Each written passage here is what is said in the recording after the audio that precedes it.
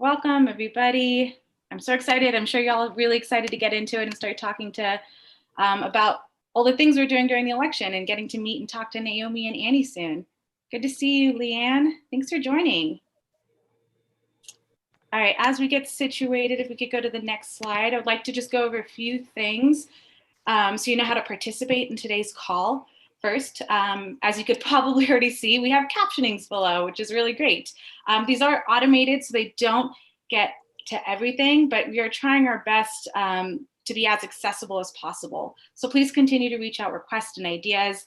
But just to get comfortable with the chat box, let's go ahead and start by entering in your names, your pronouns, and where you're calling from. We would love it if we could do that right now. Hi, Liz. How are you? Hey, Jim. I'm so excited to see you. Jim's one of our awesome ambassadors on our team. He does a lot of great work to monitor our Slack channel. Hey, Melanie. How are you? Welcome, welcome. So make sure you also set your chat to all panelists and attendees so all of us can see your message. And if you have questions in the meantime, feel free to use the Q&A section at the bottom of Zoom. This way your questions don't get lost in the chat box. But we'll have staff members who are online and are ready to answer and support. So go ahead and start introducing yourselves. Hi, Erin. Nice to have you on. Hey, Nina. So excited. Hey, Pandora. And I see Robin. Welcome. So we're also going to try out a poll feature, which we will be using throughout the call to help you sign up for opportunities and for us to give the opportunity to ask some questions. So let's go ahead and answer the first one that's popping up. Why did you join the call tonight? I'll give a few minutes for folks to start thinking through that answer. Oh, we already got the first one. They want to learn more about our electoral work. Want a community with us? Okay, those numbers are popping up quickly now. And they're all really even, which is great. Want to start volunteering at Greenpeace? That's exactly, you're in the right spot for anybody who selected that. Amazing. All right, we have about 60% of the people have voted. Let's see if we can get that number up to 90%. Do you see that? Hey, Myron. Myron is one of our leaders. It's so nice to see you on this call. I'm going to see you in a little bit soon, Myron. All right, we're at 70%. Can we get some more votes in? Like, why did you join here? Why are you spending your Wednesday night with us on this call? I mean, Naomi and Annie Leonard are here, so that's always a big reason, but welcome. Hi, Charlene from San Diego. Beautiful. Thank you so much for doing that, y'all. We have people here for a variety of reasons, which is always exciting to hear. So let's go ahead and start by, we're going to go through and start talking about what we're going to be doing tonight. We like to start every call we do just so you have an idea of what you're stepping your feet into. But we're going to start with what we're doing right now is the openings and introductions. From there, we're going to hear from Annie Leonard and Naomi Klein about the movement we're in and why it's important to take action in the lead up to the election. And then we're going to hear a little bit about Greenpeace's strategy for the election and beyond and the different volunteer teams that you can join. And we're going to end this call by committing to take action together. But right now, I'm just really honored that I get to introduce myself with this awesome panel and with all these amazing volunteers. So I'll introduce myself first. My name is Varsha Nair. I use she, her pronouns. I am based in Denver, Colorado, and Arapaho and Ute territory. I've been in Greenpeace for 1 year as of last week, but came in with about 7 years of organizing experience. So I'm going to pass it off to, oh, sorry, but let's go. Before I pass it off to folks, let me give a quick introduction. So we do have Annie Leonard on the call. Many of you already know her. She's our fearless leader, our executive director, has been here for years and has led us through a lot of amazing work. And we also have Naomi Klein, who doesn't need a huge introduction, but a personal hero of mine, and I'm sure many people on this call. She's an author, a journalist, a filmmaker, an amazing activist, and she is also going to be talking about her next big step in what she's been doing, which is a really cool film that's going to be coming out tomorrow, but I'll let her talk about that. So without further ado, let's stop sharing the screen so you can see our faces. Let's jump into questions for Naomi and Annie. So these questions, just for some context, they all came from you all. So from volunteers who are in our team and then volunteers who also signed up for this call. As a reminder, if you do have questions during this piece, please put them in the Q&A section. I'm sure you could already tell the chat goes by really fast, so it's easier for our staff members to answer them in that way. But first off, I'd like to just go ahead and ask both of you. I'll start with Naomi. Naomi, what is motivating you in your activism right now? Well, first of all, it's so lovely to be with you, Varsha and Annie and the whole volunteer crew. I just want to thank you all for doing, what is honestly the most important work we can be doing right now, which is getting voters registered and pumped up to vote, to talk to their friends and neighbors. I think that even though we hear little about the climate crisis, the closer we get to the election, where it's more and more just the horse race and the daily, hourly, minute by minute, Trump generated outrage, people know that we are in an absolutely critical moment for the life systems on which we all depend. And, what I have found when I've been out talking to voters, and I did a fair bit of it during the primaries, is just even when people aren't thinking actively and talking actively about climate, when you remind them of the stakes, it's like, oh yeah, this is really, really, really serious. And they all have personal experiences. If they're in the West, where I am right now, they are dealing with wildfire smoke, if not fire. They are dealing with this intense balance of being told the safest place is outside because of COVID, but go inside to hide from the wildfire smoke. And, if they are in the center of the country, they're dealing with flooding. If they're on the coast, they're dealing with record-breaking storms. They are, if they are farmers, they're struggling with drought. So it's about finding where the climate crisis is real for people, and reminding people of what they already know, which is how little time we have left, and reminding people of just how reckless Trump has been. And this is an issue that I think is a swing issue. It motivates people who are on the fence. It motivates people who are thinking about tuning the whole thing out.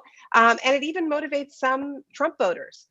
So we really need to awaken that part of people and remind people, because, unfortunately, our media isn't doing their job in terms of prioritizing and reflecting back what voters actually tell pollsters. I mean, we've seen a huge breakthrough in the sense of urgency around climate, right? I've been writing about this and organizing and, been in the climate movement for a long time. And what we used to struggle with for so long was like, oh, everybody says they care about climate, but if you ask them to rank it among other issues that they care about, it always sort of scrapes the bottom of the list. And that's been the big shift of the past year and a half, is now people are ranking it up there alongside healthcare. And so I think in the work that you're doing, you're reminding people of that, because look, we are social creatures. And when we don't have our values mirrored back to us by social media or cable news, we start feeling isolated and thinking that maybe there's something wrong with us, that we're worried about it. So when you place that call and you're like, no, you're right, your priorities are right, and we need to act based on the sense of urgency that we already feel, that is already inside of us, you're liberating people to act in line with their values, right? Which is what Jane is always saying about Fire Drill Fridays, and the kind of freedom of getting your actions aligned with what to be important, what to be urgent. And so getting arrested is part of that, but in the next few weeks, it's all about voting. It's all about getting people out. So yeah, I mean, I'm motivated by fear. I'm motivated by fear of what this election means. I was a surrogate for Bernie Sanders. I'll be frank with you. I mean, no big surprise there. Lots of you know that. But when Bernie says that this is not a debate, but this is not an election between Biden and Trump, it is an election between Trump and democracy, that is absolutely right. Democracy is absolutely on the ballot. Climate is absolutely on the ballot. Whether or not that we are going to tip further into this white supremacist future that Trump is activating and energizing, that is what is on the ballot. So it doesn't matter if we don't have the candidate that we wanted. The stakes are just too damn high. And so, I'll be honest with you, that's what's motivating me right now. A lot of it is fear. But that fear is grounded in love. It is grounded in love for the people I care about, for people I don't know. And it is grounded in the places that I love, and it is grounded in the more than human world that I love. Um, and we really are in this moment where every crisis has every other crisis contained within it. We see that with COVID, right? Where yes, it's a pandemic, it is a health crisis, but any health crisis is also intersecting with a crisis of racial injustice, of anti-Black racism, and that shapes how the disease rolls out. And it is also a crisis of economic inequality. It is also a crisis of our crumbling infrastructure. It is also a crisis of how we treat essential workers. It's all of it. We can't pry any of it apart. And the same is true of the climate crisis. So it's time for holistic thinking. And I'm excited that there is a new generation of climate activists who are so ready for it. I get inspired by young climate activists all the time who don't have any respect for the lanes and the silos and the little boxes that a previous generation of activists used to respect. They're like, no, I'm not just a climate activist. I'm a racial justice activist, and I'm a feminist, and I'm all these things. And so I think that's a beautiful shift that's happening. Thank you so much, Naomi. Annie, I would love to ask you the same question. What is motivating you right now in your activism?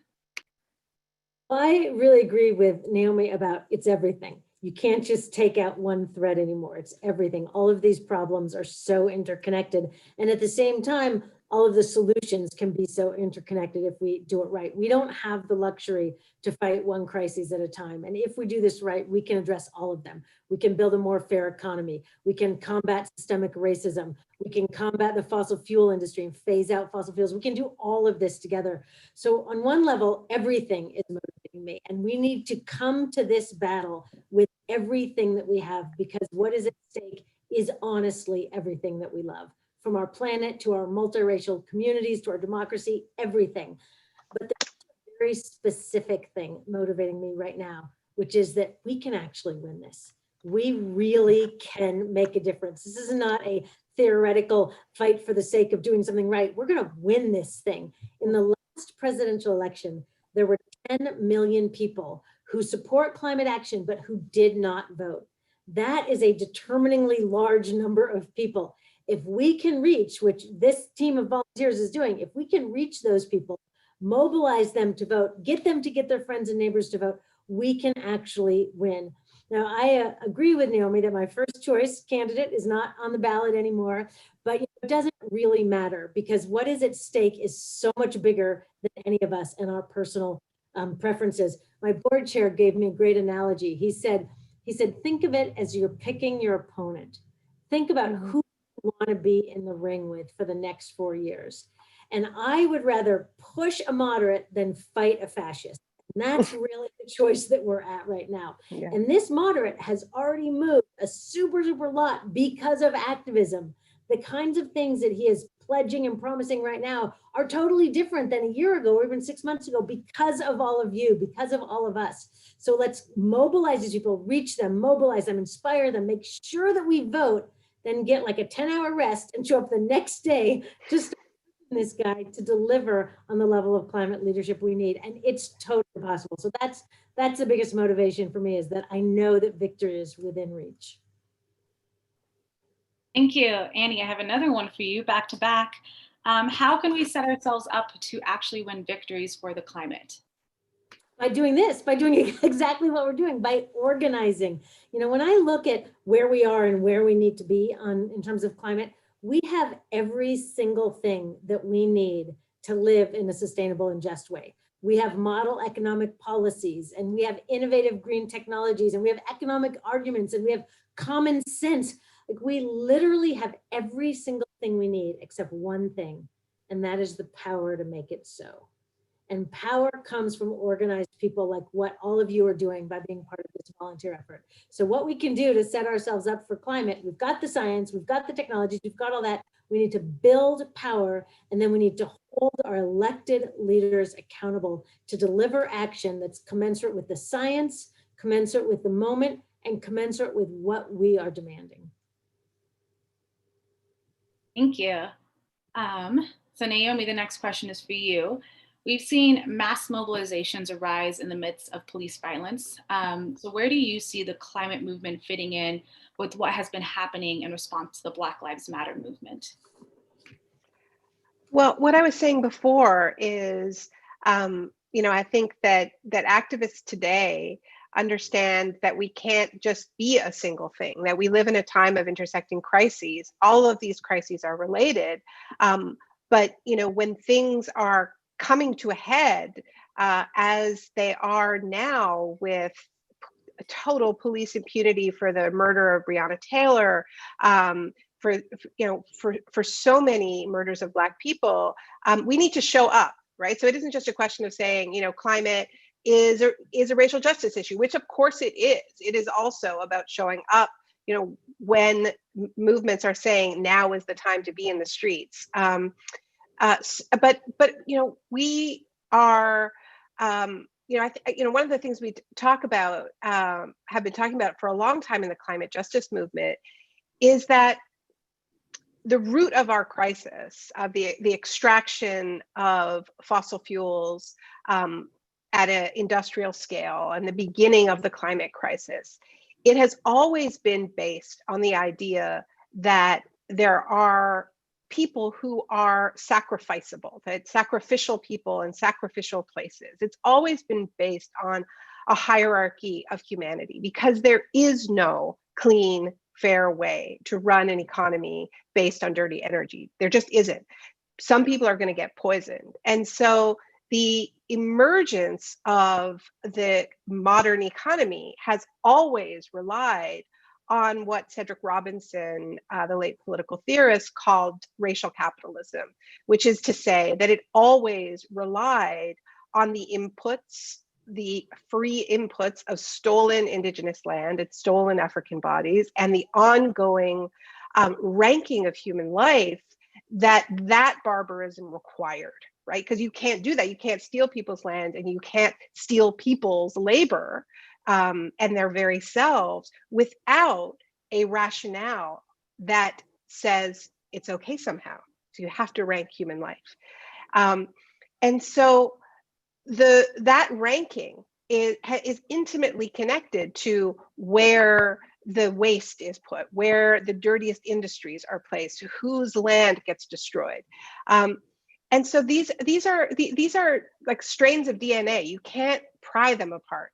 And we need to, I think, do a better job of telling that story in the climate justice movement.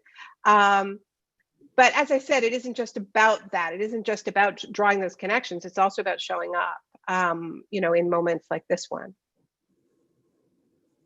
Thank you. And I also have another one for you, Naomi. What would a Green New Deal look like?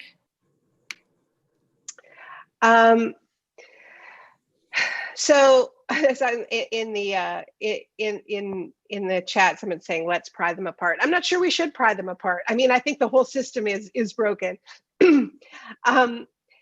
So a Green New Deal at its core is about multitasking, right? As Annie and I have been saying, we live in a time of overlapping and intersecting crises. If you look at the way the wildfires are playing out right now, what you see is that hierarchy of humanity, right? These supremacist logics of various kinds play out at every level, right? Who is most vulnerable? It is farm workers, it's migrant farm workers who are forced to work in these fields, in absolutely untenable levels of air pollution. One of the reasons why California has been vulnerable to fires is because Indigenous knowledge has never been respected, and Indigenous people have been warning that you actually can't suppress fire in the way that Western culture has been doing. And there's a shortage of firefighters because California has relied for so long on inmate firefighters paid $1 an hour, right? And COVID has been tearing through prisons and firefighting camps. So how are you supposed to pry any of this apart, right? And a Green New Deal looks at that and says, if the crises are intersecting, so must the solutions be, right? So that's true on every front. Like, let's think about green, affordable housing. So we have a housing crisis, and we also have a pollution crisis. So we need to completely rethink what housing looks like. I think housing is at the core of so much economic justice because people's entire paychecks are going to pay the rent. And one of the things Varsha mentioned, this film that we have coming out tomorrow, and it's a sequel to this little film that we did with Alexandria Ocasio-Cortez, A Message from the Future, which tells the story of winning a Green New Deal, and this kind of deepens that story a little bit. But it is the story of creating huge numbers of jobs in the communities that got the worst deal under the extractive logics, right? Indigenous communities, Black and Brown communities, owning and controlling their own renewable energy. So you're building a fairer economy, a more racially just economy, but also just a less unequal economy, period, right? Why should we have our renewable energy owned by a few small players? The beautiful thing about renewable energy is that the wind is everywhere, the sun is everywhere. We can build a much more democratic energy system. It could be cooperatively owned, it can be municipally owned. So it's that kind of multitasking at every level. We need to plant billions of trees, but let's not repeat colonial patterns where it's the military coming in and creating tree parks and pushing Indigenous people off their land. Indigenous people should be in control of a new civilian conservation corps. So I could go on about this forever. It's all about finding the true, triple wins, not the sort of fake win-win logic of, continuing capitalism and growth as usual while pretending to fight climate change, but not really doing it. Thank you. So Annie, how do we convince people to do what is good for the planet and for the people on it when there's so many that are really just opposed to the things that we believe in? I want to challenge that assumption. I don't think there are so many that are really opposed to what we believe in. If you go and talk to people, it turns out most people actually do want the water to come out of their tap to be drinkable. And most people actually do want our democracy to work and have one person, one vote. And most people do actually want the Earth's climate to stay within that temperature range in which human beings can live. I think there actually is an enormous amount of support. And I think that one of the ways that our opposition tries to discourage us and demoralize us is make us feel like we are marginalized. We are not. We are most people. If you look at the data, the Yale Project on Climate Change Communication does great data about how people in the US relate to information about climate. They're now saying that about 75% of the people in this country are concerned about climate change and want government action. Polls show that about 90% of the people in this country think that corporations have too much influence in our government. You really got to wonder who that last 10%, but 90% think that corporations have too much influence in our government. 74% of people think there should be stricter regulation on hazardous chemicals in everyday products. Like, this is most people. This is way more people than social movements from the past had. You look at the abolitionists, the suffragettes. You know how many people, what the level of support was for Martin Luther King at the I Have a Dream speech? 23%. He had 23% of the American public with him. Like, we have enormous amounts of support. The problem is that not all of them are active. So our job is much less getting folks to agree that we should have a healthy environment, a more fair, more just society and economy. Our job is helping people move from being alone and angst-ridden to being together and active. That's the play right now. And again, that's where I come back to how important it is. What we're doing here tonight is that nobody wants to be alone and depressed. And there's a lot of people that are isolated and depressed right now, made worse because of COVID, made worse because of how we interact through screens all the time. If we can help people, give them the tools, give them the guidance, invite them into our community to be part of driving this change, we absolutely have enough people to win. And when you are talking to folks and they seem like they might disagree, one really good thing first is to listen. You've probably heard the saying, seek first to understand before you seek to be understood. If you listen to people, you can find commonalities. Are they a parent that's worried about the health of their kid? Are they a neighbor that's worried about the smoke that you can see on the horizon? Are they a student that can't go to class right now and have to have their college online, which they're going to still be saddled with years and years of debt for these online classes? There's so many openings for common ground. If we can connect on that common ground, connect on deeper values and share our stories, we absolutely can build a movement big enough to win this thing. Thank you. Naomi, what advice do you have for new activists out there who are just now getting started? Well, I think, by joining this call, you're starting a good process, which is finding your community, finding the people who are in this with you. I think one of the biggest risks that we make in movements is feeling that it's all on us. Annie is absolutely right. We are many, right? And what organizing is about is making rational use of all of this energy, right? So everybody is working in their areas of strength and passion, because if you're working in your area that you love doing, if you're making art, if you're an artist, if you're making great communication tools, if you're a communicator, if you're a savvy tech person, if you're helping with that, that's going to sustain you. If you're doing work that you hate, you're probably not going to want to do it for the long haul. But organizing is about getting together and making rational use of energy, so we don't feel like we have to do everything, right? Especially when we're talking about a global scale crisis like climate. And if we're looking at it through a justice lens, then all of a sudden we're talking about everything, as we have found already during this call, right?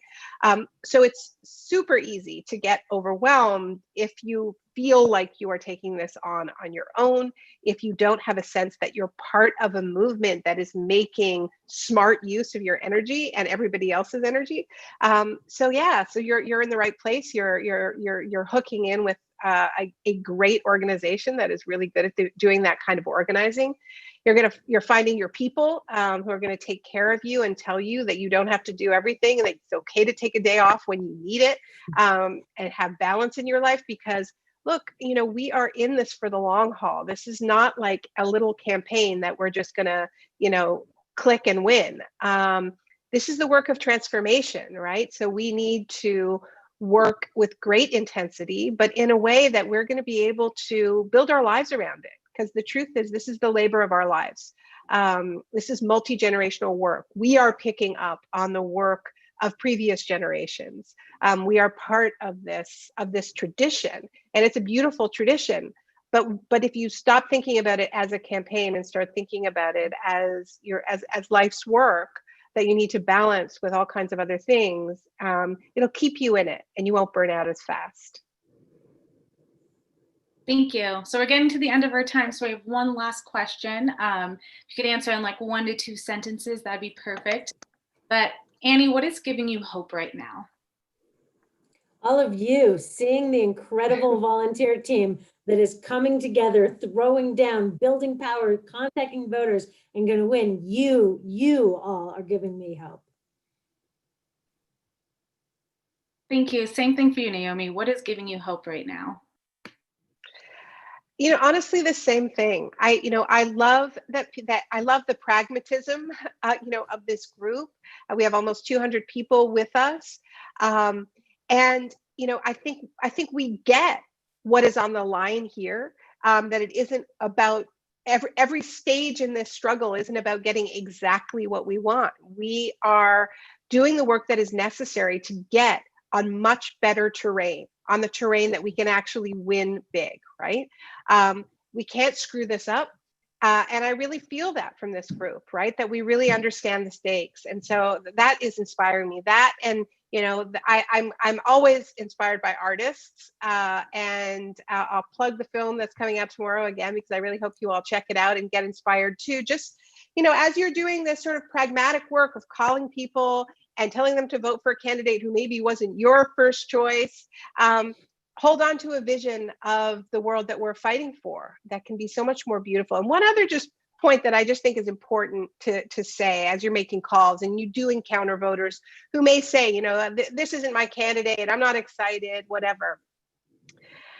think about Alexandria. Remind them about Alexandria Ocasio-Cortez. Remind them about what the squad has been able to do, and how much they've been able to change shift the parameters of debate. Right. This isn't only about the top of the ticket. It is about shifting the whole terrain. It is about us outside. It's about the squad inside, and that is an incredible dynamic. So, maybe that's helpful as you're making calls. As Annie said, suss it out. I mean, you've got to know who you're talking to. You'll encounter some people who the worst person you could talk about is Alexandria Ocasio-Cortez.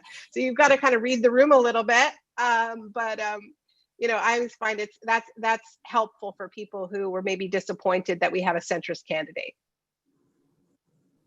Thank you. Centrist but movable. Remember, centrist but movable. Movable is a centrist but movable quality in a president, and it's up to all of us to move him. And we've got people moving, pushing on the inside, pushing on the outside. That's quite a pincer. Thank you both so much. And we'll definitely share a registration link to your new movie tomorrow in our follow-up email, Naomi. So I saw like 14,000 questions in the chat that asked, where can I see this movie? We will send that to you tomorrow. Do not worry. Thank you. But big thank you so much for everybody, for Annie and Naomi, for joining us. So we have less than 35 days until the general election this November. Yes, you can all jump off if you want to. Thank you so much. That was awesome, right, y'all? That was so great. So we have today's, I think, 34 days until the general election this November. And we know that the 2020 election is going to be really critical for the political fight to pass a new Green New Deal, if I can say that, sorry, and to make sure we do vote Trump out of office. And like Annie said, over 10 million people who said they cared about the environment didn't actually vote in the general election in 2016. And we just can't afford to let that happen again. In the last 2 months, Greenpeace, us, we have contacted over 1 million voters, most of which have sat out in the 2016 or 2018 election. And that's amazing and awesome. But this only happened because of the passion and commitment from volunteers and people like all of you on this call. And we have a really big goal. Our goal is to contact 2 million people by November. So we still have 1 million to go. So we're gonna have the screen start sharing again for this, my favorite slide. I'm sorry, it doesn't get any better than this one. But Get Out the Vote is the final push to get as many people as possible out to vote right before the election, making sure they have what they need to vote, getting their commitment to do so. Now, usually GOTV lasts a few days, maybe a week, but we are in the middle of a pandemic. There's a lot of crises coming together from really deeply rooted systemic problems. So our traditional Get Out the Vote methods aren't completely relevant right now. And more folks than ever will be voting early and voting by mail. Folks are actively voting right now as we speak, which means that this year, Get Out the Vote is going to be about a month long. So literally it starts tomorrow, October 1st. And we're as committed as ever to making sure that we are reaching out to potential climate voters and turning them out to the polls. So how are we going to do it? So we will be reaching out to Greenpeace supporters and to folks we've identified as climate voters over the past few months through voter contact.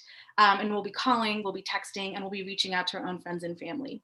We know one of the best ways to get folks out to vote is to actually talk to them, to build on relationships, have conversations, tell stories, answer questions, and make sure that everybody has everything they need to actually get to the poll that day or over the course of the week or mail in their ballot. So this week, we're actually starting with registration. Many states have voter registration deadlines that are coming up very quickly. So we're going to be doing a final push to make sure that everyone we want voting is registered and ready to do so. Then next week, that's when we'll start to push folks out to vote early and to vote by mail. Now, this is really where we're going to have to step up our A game. We'll be calling more, having more phone banks, more days to text, and just reaching out to much more people. And many of us are going to be voting by mail and voting early for the first time this year. So we need lots of helping hands to make sure people do have all the support they need. And then finally, the week of the election, our goal is getting everyone else to vote in person and to vote safely. And through every conversation that we have, we could go to the next slide, please. So through every conversation we have, we're going to be able to recruit more volunteers for this movement, meaning every single time we talk with someone, that someone could lead to thousands of more people being contacted in the future by a new volunteer. We're going to win this through people power. And that's how we've been able to contact so many voters so far. People power is really ingrained in the work in our core values that we do at Greenpeace. But no matter who wins up and down the ballot, we are going to fight like never before for climate justice. This election is just the beginning. It's not the end of the work that we're doing. But we need to show up. This is our chance to choose who are we going to be up against in 2021. The movement we're building today, right now, around the election, is going to be fighting for a Green New Deal next year. It's going to be fighting for climate justice in impacted communities. It's going to be fighting against the fossil fuel industry and then fighting for a just recovery from COVID-19. So how can you get involved? This is the big question, right? Well, we have 3 amazing volunteer teams who have been spearheading all of our Get Out the Vote work, many of whom are on this call already. So please show some love if you've been volunteering with us in the chat, please. And they are really looking for help. So to start off, we have our call team. Now our call team partners with Flip the West to host really interactive virtual phone bank parties on Mondays and Thursdays. You're gonna get a full training, tech support, and a fun, engaging environment. Having one-on-one conversations with voters is one of the most effective ways to get the vote out for this election. So if you love to connect with others, share your story, and motivate voters, this is definitely the team for you. Next, we have Greenpeace Unit X, which is a really special team that works to mobilize our Spanish-speaking communities. In 2016, 26 million Latinx voters were eligible to cast a ballot, but only 10 million did so. And this year, there's more. There's 32 million Latinx voters eligible for the 2020 election. So our Unit X team has been identifying and supporting these voters to get them out to vote, both from the voter file and within their own personal contacts. They're also launching this really exciting project called Lucha Ambiental, where they talk about their concerns and priorities as it relates to environmental justice and then mobilize folks to the polls. So if you consider yourself of Latinx or Spanish descent and want to fight against injustices in your community, then this is definitely the group for you. And last but not least, our text banking volunteers hold personal conversations with voters in swing states, which we know moving swing states is critical to winning elections. So their goal is to contact millions of voters in these key states before November 3rd. Now, text banking is one of the most effective ways that we can personally help grow a movement together. So if you're excited about reaching out to thousands of voters, many of whom have not heard from anybody else this election cycle, then this is definitely the team for you. Now, before we dive into the part that you are all excited about, signing up for a team, I want to direct you to one of our top volunteers, Amelia Arango, to talk about her experience. Amelia has been volunteering with us for about 2 months now. She has worked on our text team, our call team, our Unit X team. So Amelia, I'm going to just kick it off to you to introduce yourself. Oh, you're muted, Amelia. Sorry, there. Thank you so much, Varsha. Hi, everybody. Nice to see you all. As Varsha said, my name is Amelia. I use she, her pronouns, and I am originally from Colombia. I came last year to study my master's in sustainability here in the US in American University, and right now I'm in New York City. I decided to join Greenpeace like almost 2 months ago or so, because I was subscribed to the newsletter. And as soon as I saw the ask for volunteers, I thought this was a great opportunity to make a bigger impact. Sometimes you think that as an individual, it's hard to see, like it's hard to know what to do. So I thought this was a great opportunity to make a difference right now. And talking a little bit about my experience, well, a few weeks ago, I hosted a text banking party where I asked some friends and family members to join me in reaching out people in Florida. And my surprise was that during the party, we sent over 9,000 texts. So I realized that when you have like a lot of hands available and more hands joining you, your impact can be huge. And after this, like next steps for my volunteering will be recording a video with Mi Lucha Ambiental, which is my environmental fight. And this will be a personal testimony on my journey to realizing the importance of the climate emergency. And it is very exciting because we'll be sharing these stories on social media, and we'll be recruiting others to also share their story. And this action has helped me realize that we all have a very unique story, a very unique environmental story, and that we all have one story, because you don't realize you have it, but actually we all have one. And I think it was very important. This was very important to join this greater movement. So I would really want to invite you all to join us. I think this is a unique opportunity we have to make really important changes right now, not only for the history of the US, but also for the history of the whole world. We are facing one of the most important times right now, and that this will define our fight against climate change, our planet, and our future. So if you are not sure about what to do, but want to make something that has a big impact, volunteering with Greenpeace can be one of the most impactful contributions right now. So join us. Thank you so much, Amelia. That's always so exciting to hear from our volunteers. Like I am always so excited to hear about the work that our volunteers do every single day. Each one of these teams and the volunteers that we work with is a key part in getting out the vote in 2020 and building our movement so we can win environmental victories like the Green New Deal in 2021. So even if this isn't something you've ever done before, even if the idea makes you nervous, we will be there 100% every single step of the way. And these groups are really fun, inspiring, and supportive groups to join. I know from experience because I help manage some of them. So the question we're all thinking, how do we get involved? Well, we just walked through the teams. I'll do a little bit of a recap in a moment. But in a second, you are going to see a poll pop up on your screen. You can choose more than one opportunity, but definitely choose the one that excites you most. For those of you who are already volunteering with us, there is an option was like, I'm already volunteering. But if there's something else that really just like gets you excited, please sign up for another team because we do need the help. We all do.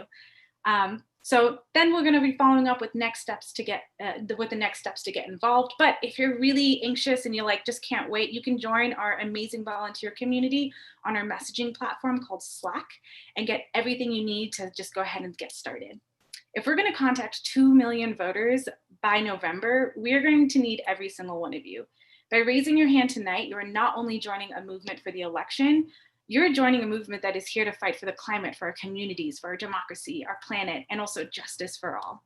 So let's go ahead and get that poll going. And as we go, just as a quick reminder, so we have our call team that will be having conversations with the voters and volunteers that we need to have those conversations with the most.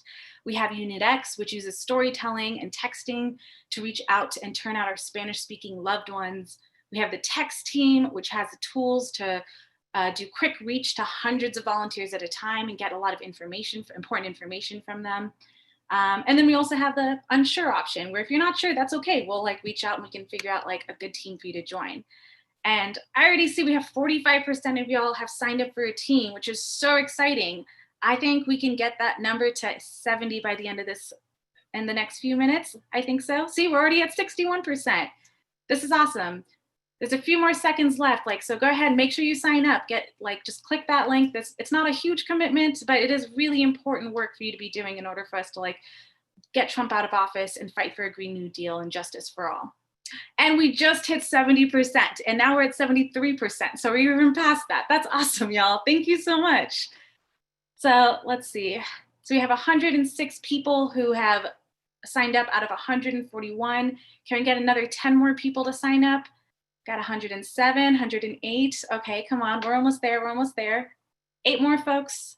I feel like I'm in my my auctioneer phase right now, but this is awesome. All right, let's give it another few more seconds for y'all. Go, go, go. Yes, that's right, Myron. Fantastic. All right, we're at 77, 78%. Oh, we're so close. If we get 5 more people to sign up, then I think we're gonna hit that extra 10 that goal that I hit. So we have 4 more people to sign up. The call team is amazing. The text team is amazing. Unit X is amazing. There's so many options and so many ways to get involved, y'all. And 1 more person, and then we hit that plus 10. Is it gonna come in? And it came in. This is awesome. Thank you so much, y'all. I just made up some arbitrary goals just now, and y'all already killed it. That's awesome. So you will be, so as I said, we are going to be following up with next steps for you to get involved. You'll get an email in your inbox right after this call, and we'll also be texting you tomorrow to make sure you just have everything you need. But then once again, if you can't wait, just go ahead and join our Slack so you can start getting the information that we need. Now, so if I could just hear in the chat from a few folks, what was the opportunity that you chose and why? I'm going to read some of these out loud. Myron, I said, so we can win. Text banking. Miles joined text banking because it's fast and easy. Did anybody join the call team? Tell me why. Turning anxiety into action. Texting, that's a perfect. Yep, there's a lot. We need a lot of text bankers for sure. That's awesome. I saw some folks also join the UNetX team. I saw some folks join the call team. Somebody joined all three, which is perfect. Thank you, Lori. Excited to have you on. Suzette, I'm so excited to have you on the call team. It's one of my favorite. Jonathan on the call and the text team. This is awesome. If you have questions about Slack, don't worry. We'll definitely get back to those. Beautiful. More text team. Thank you, Laura. I'm glad, it's time to stand up, right? Beautiful. Cool. So before we jump off of this call, we're getting to the end. This was a really amazing 45 minutes I got to spend with you all. But I would love to hear from all of you. So we're going to launch one final poll. This is mostly around your experience on this call. We want to make sure we are constantly doing better. We're always trying to do better. So we want to hear just some feedback. So if I could get 70% of the people on this call to just fill out what they thought, how it went, please do. See, we're already at 30%. This is awesome. Y'all are so good at this. I don't even have to coax you. You're self-organizing. That is what we're trying to move towards. Beautiful. Okay, we're at 70%. And also some good responses. I'm glad that this was great for folks. Beautiful. So while folks are still finishing that up, I want to just extend one more big thank you to everyone who joined this call tonight. This is one of the most important elections we've had, and we need to do everything we can to get Trump out of the office and get climate leaders into the office. And the movement we're building right now is going to get out the environmental vote and also fight for a Green New Deal. And again, we'll be following up with an email, a text, a bunch of ways to get involved. So thank you so much for joining us. Thank you for letting us talk to you and give you ways to take action, but we appreciate you so much. Thank you, Rachel.